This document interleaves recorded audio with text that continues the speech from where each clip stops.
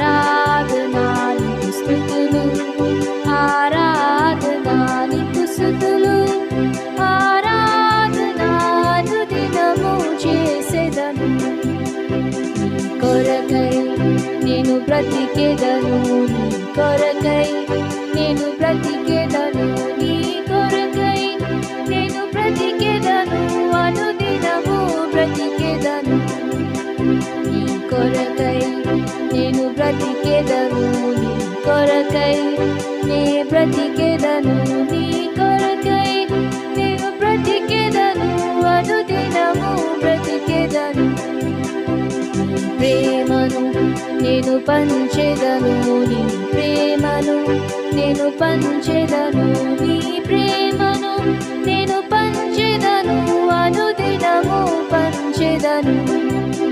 నీ ప్రేమను నేను పంచెదను, నీ ప్రేమను నేను పంచెదను, నీ ప్రేమను నేను పంచెదను, అనుదినము పంచెదను. నీకు స్తుతులు, ఆరాధనా నీకు స్తుతులు, ఆరాధనా నీకు స్తుతులు, ఆరాధనా అనుదినము చేసెదను. నీకు స్తుతులు, ఆరాధనా నీకు స్తుతులు, ఆరాధనా నీకు స్తుతులు, ఆరాధనా అనుదినము చేసెదను. ప్రైజ్ లార్డ్ పిల్లలు, అందరూ ఎలా ఉన్నారు? దేవుని కృపను బట్టి మీరు అందరూ బాగున్నారని నేను నమ్ముతున్నాను పిల్లలు. ఈరోజు మీ అందరితో నేను ఒక బైబిల్ లెసన్ షేర్ చేసుకోవాలని ఆశపడుతున్నాను. పిల్లలు ఒక గేమ్ ఆడాలంటే, సపోజ్ ఆ బాస్కెట్బాల్ గేమ్ కానీ ఫుట్బాల్ గేమ్ కానీ ఏ గేమ్ అయినా ప్రతి గేమ్లో సెట్ ఆఫ్ రూల్స్ ఉంటాయి. ఆ రూల్స్ని మనము ఫాలో అవ్వాలి. రూల్స్ బ్రేక్ చేస్తే మనం ఓడిపోయే అవకాశం ఉంటుంది. యాజ్ ఎ టీమ్గా మనం రూల్స్ని కంపల్సరీ ఫాలో అవ్వాలి. మనం ఒక గేమ్ని విన్ అవ్వాలి అంటే. అలాగనే మన ఇంట్లో కూడా హోమ్ రూల్స్ ఉంటాయి కదా పిల్లలు. టైంకి మరి భోజనం చేయాలి, ట్యూషన్కి వెళ్ళాలి, హోంవర్క్ ఫినిష్ చేయాలి, బయటకు వెళ్ళినప్పుడు ఆడుకోవడానికి వెళ్ళినప్పుడు టైంకి మమ్మీ డాడీ చెప్పే టైం లిమిట్లో మనం వచ్చేయాలి. అలాగనే స్కూల్స్లో కూడా మన ప్రిన్సిపల్ రూల్స్ పెడతారు. మరి టైంకి స్కూల్కి రావాలి, యూనిఫామ్ కరెక్ట్గా వేసుకోవాలి అని ఆ రూల్స్ మనం కంపల్సరీగా ఫాలో అవ్వాలి. ఫాలో అవ్వకపోతే మనకి పనిష్మెంట్స్ కూడా ఉంటాయి కదా. ఇలాగా మన ఈ రూల్స్ అన్నవి ఏంటంటే మనని కరెక్ట్ చేయడానికి, గుడ్ వేలో రైట్ వేలో మనల్ని నడిపించడానికి రూల్స్ అన్నవి ప్రతి ఒక్క దగ్గర ఉన్నాయి. దేవుడు కూడా మనకి కొన్ని రూల్స్ ఇచ్చారు పిల్లలు. ఆ 10 రూల్స్ ఏంటంటే 10 కమాండ్మెంట్స్. మనకి ఏది రాంగ్, ఏది రైట్, గుడ్ వేలో లైఫ్ని ఎలా లీడ్ చేయాలి అని ఈ రూల్స్ మనకి టీచ్ చేస్తాయి అన్నమాట. మోసెస్కి మరి 10 కమాండ్మెంట్స్ని దేవుడు ఇచ్చారు. ఈ 10 కమాండ్మెంట్స్ మనం ఫాలో అయినప్పుడు మనం మంచి జీవితాన్ని జీవించగలం పిల్లలు. మరి ఆ 10 కమాండ్మెంట్స్ ఏంటో మనం ఈ లెసన్లో చూద్దామా? దేవుడు మనకిచ్చిన 10 ఆజ్ఞల్లో మొదటి ఆజ్ఞ, ఫస్ట్ కమాండ్మెంట్ ఏంటంటే, నీ దేవుడైన యెహోవాను నేను తప్ప వేరే ఒక దేవుడు నీకు ఉండకూడదు. పిల్లలు దీని ద్వారా మనం ఏం తెలుసుకోవాలంటే, వీ హ్యావ్ టు కీప్ ఆ గాడ్ ఫస్ట్. మనం ఆయన నీతిని, ఆయన రాజ్యాన్ని ఫస్ట్ మనం వెతకాలి పిల్లలు. మన డేని ఆయనతో బిగిన్ చేయాలి. ఆయనకి మనం మొదటి స్థానం ఇవ్వాలి, ఫస్ట్ ప్రయారిటీ ఇవ్వాలి. పిల్లలు మనం ప్రతిదినము విట్నెస్ చేస్తున్నాం, జీవిస్తున్నామంటే అది దేవుని కృప, ఆయన దేవుని ప్రేమే కదా. మనము ప్రతి విషయంలో దేవునికి మొదటి స్థానం ఇచ్చే వారంగా ఉండాలి. రెండవ ఆజ్ఞ, సెకండ్ కమాండ్మెంట్ ఏంటంటే, పైన ఆకాశం అందే కానీ, కింద భూమి అందే కానీ, భూమి కింద నీళ్ళ ఎందే కానీ యుండు దేని రూపమైనను విగ్రహమైనను నీవు చేసుకొనకూడదు, వాటికి సాగిలపడకూడదు, వాటిని పూజింపకూడదు. పిల్లలు మనము ఐడల్ వర్షిప్ అంటే విగ్రహారాధన చేయకూడదు పిల్లలు. అది చాలా తప్పు.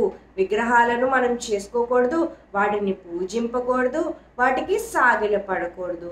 పిల్లలు మనము దేవుని కన్నా మనం ఎక్కువ వేటిని మనం ప్రేమిస్తామో, దేవుని పక్కన పెట్టేసి మనం ఎక్కువ మన సమయాన్ని దేనిలో మనము స్పెండ్ చేస్తామో అది కూడా ఒక ఐడలే పిల్లలు.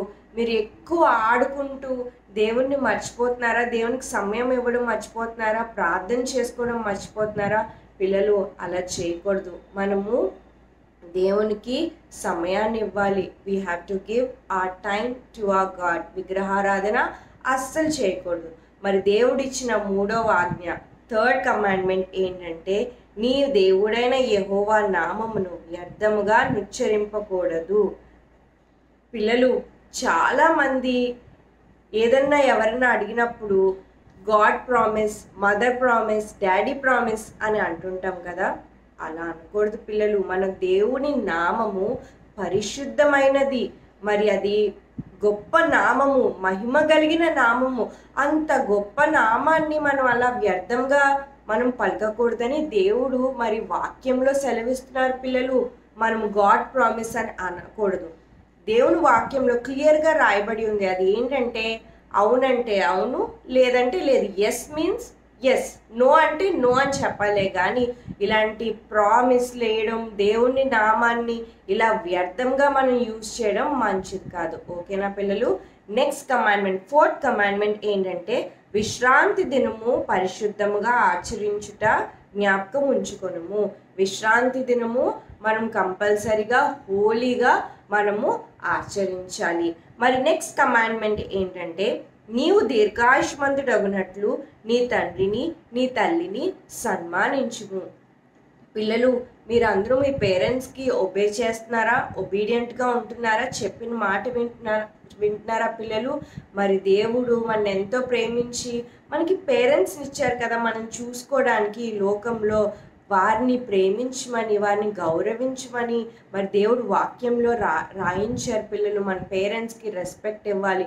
వారి మాటను మనం వినాలి. వారు చెప్పినప్పుడు వారి మాట విని మనం ఒబీడియంట్గా మనము ఉండాలి పిల్లలు. అలా చేసినప్పుడు మనము బహుగా దీవించబడతాం. మనకి మంచి బ్లెస్సింగ్స్ ఉంటాయి మన తల్లిదండ్రులు మనం చక్కగా చూసుకున్నప్పుడు. మరి నెక్స్ట్ యొక్క కమాండ్మెంట్ ఏంటంటే, నరహత్య చేయకూడదు. 6వ ఆజ్ఞ ఏంటి పిల్లలు? నరహత్య చేయకూడదు. మనం కెయిన్ అండ్ ఏబెల్ స్టోరీ చూసాం కదా. అందులో కెయిన్ ఏం చేశాడు? నరహత్య చేశాడు. తన తమ్ముడు అయిన ఏబేల్ని మరి తను కోపంతో, ద్వేషంతో మరి హత్య చేశాడు. చాలా మరి అది పాపం కదా, శపించబడ్డాడు కూడా, పనిష్మెంట్ కూడా వచ్చింది. దేవుడు క్లియర్గా వాక్యంలో రాయించారు. మనం నరహత్య, ఎవరిని హాని పెట్టే, వారికి ఆపద కలిగేది ఏది, మనం కీడుకి ప్రతి కీడు చేయకూడదు పిల్లలు. మనం తగ్గించుకోవాలి. మన తగ్గింపులో మన శత్రువు మనని కీడు చేయాలనుకునే వారు కూడా మన ప్రేమను చూసి వారు మారుతారు పిల్లలు. మనము వారి కొరకు ప్రార్థన చేయాలి కానీ వారిని మనము నరహత్య చేయకూడదు. అది పాపం పిల్లలు. అలాంటి పనులు మనము చేయకూడదు. నెక్స్ట్ ఆజ్ఞ ఏంటంటే, వ్యభిచరింపకూడదు. అడల్టరీ అది అస్సలు చేయకూడదు పిల్లలు. మనము బాయ్స్ పట్ల రాంగ్ థాట్స్ కానీ, గర్ల్స్ పట్ల రాంగ్ థాట్స్ కానీ మనము ఉండకూడదు అనమాట. మన మైండ్లో ఉండకూడదు. మ్యారేజ్ అన్నది మరి హోలీగా మనము ఉంచాలి.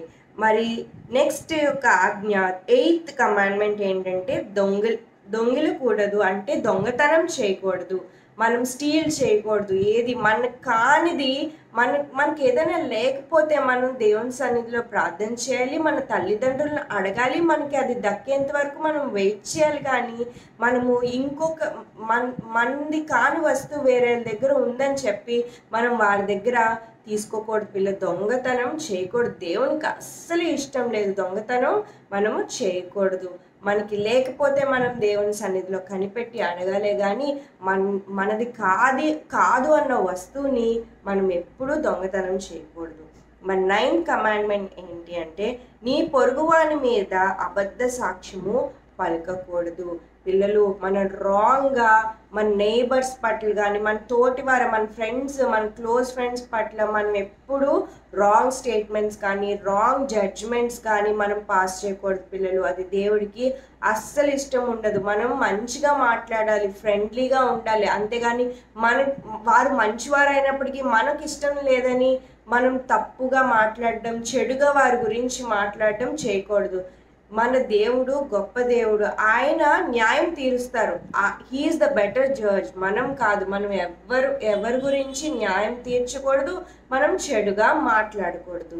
మరి 10th కమాండ్మెంట్ ఏంటి అంటే, నీ పొరుగువాని ఇల్లు ఆశింపకూడదు. మన పొరుగు మన నైబర్స్ది మనది కానిది మనం ఏది ఆశించకూడదు పిల్లలు. మనకున్న దాంట్లో మనము తృప్తిగా ఉండాలి. వారి ఇల్లైనా కానీ, వారి జంతువులైనా కానీ, ఏదైనా వస్తువులైనా ఏది మనము ఆశింపకూడదు పిల్లలు. ఈ 10 రూల్స్, ఈ 10 కమాండ్మెంట్స్ దేవుడు మనల్ని రైట్ వేలో నడిపించడానికి, ఒక మంచి జీవితం కలిగి జీవించడానికి దేవుడు ఇచ్చారు పిల్లలు. మనం ఇవి ఒబే చేసినప్పుడు మనం ఎంతో బ్లెస్ అవుతాం. మరి ఈ 10 కమాండ్మెంట్స్ మీరు ఖచ్చితంగా మీ లైఫ్లో ఫాలో అవ్వండి పిల్లలు. మనం ఒబే చేయాలి. మనం ఒబీడియంట్గా ఉన్నప్పుడు we will be blessed and we will lead a good life. ఓకేనా పిల్లలు? Praise the lord.